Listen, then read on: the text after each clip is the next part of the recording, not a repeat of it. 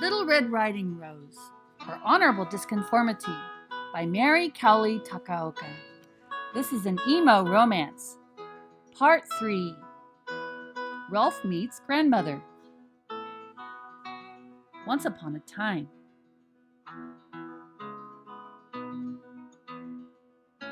Rolfe continues his run and lopes off into the fir trees.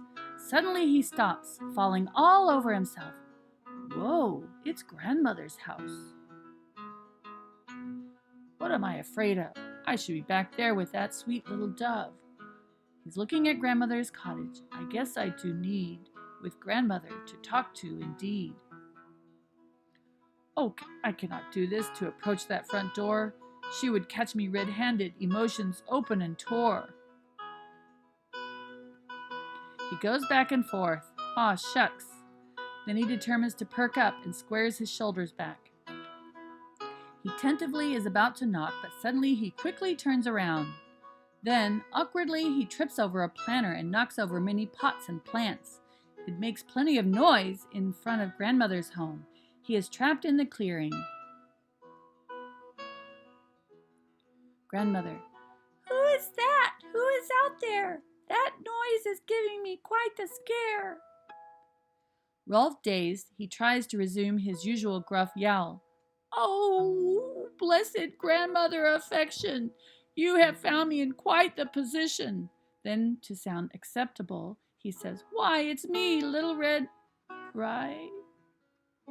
Sir Rolfe, is that you with your boundless chicanery? What are you up to? Do not make me worry. He gets up and kicks the ground in humble chagrin. Aw, shucks, grandmother, just me, Rolfe. Where do I begin? Grandmother affection calls out, Oh, why, yes, Sir Rolfe, I beg your pardon.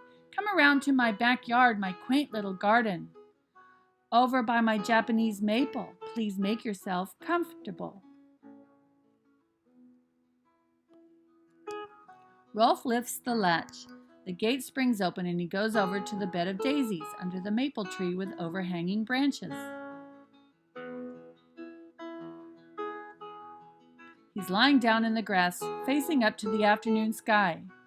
He peers through the leaves of the tree and hears a whisper of a faint wind in the woods, the river off to his side. He closes his eyes tightly and almost forgets. In his daydream, Rose appears next to him and he forgets the tension. Meanwhile, grandmother is sitting on her back porch. The tree leaves rustle from a gentle breeze, waking him up. Grandmother. Oh, mercy! The evening has become cool.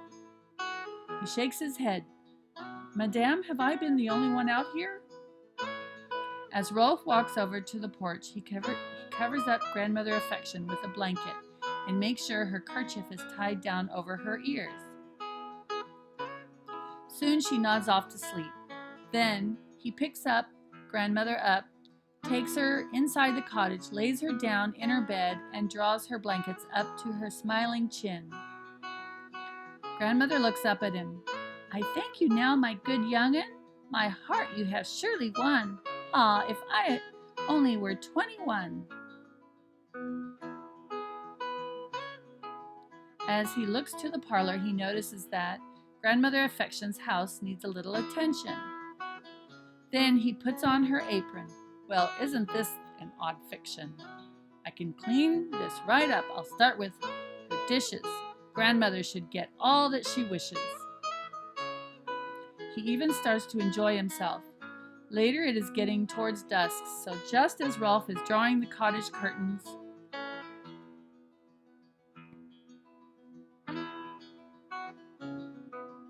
Rose, who had been picking flowers, rushes to grandmother affection's cottage. She's perplexed to find the gate standing wide open. Meanwhile, young chap Hunter is just now passing by the cottage. How has that old granny been? Last time I saw her, she was a bit despairing. Wow, and what do I say? Her granddaughter Red Rose, aye, this must be her lucky day. Rose calls from outside the cottage. Good evening, Grandmama. Your basket awaits. And just as she calls out, she sees, Oh, Hunter. Good evening, little Red. Hunter gives her a clever look. I need to warn you. We never know what in these woods might be lurking. Some real wicked varmints around here. I give you warning. You never know. It is good you're here with me. Yes, and safe. Hunter continues with too much exaggeration over inspecting the place. Finally, Hunter seems satisfied in being Rose's grand protector. As they come around the back porch, he splendidly lets her into grandmother's home. They both open the door and... Rolfe?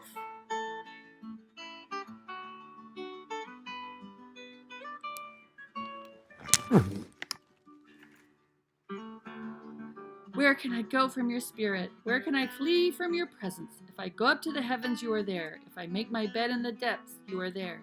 If I rise on the wings of the dawn, if I settle on the far side of the sea, even there your hand will guide me. Your right hand will hold me fast. Psalm 139, 7 through 10.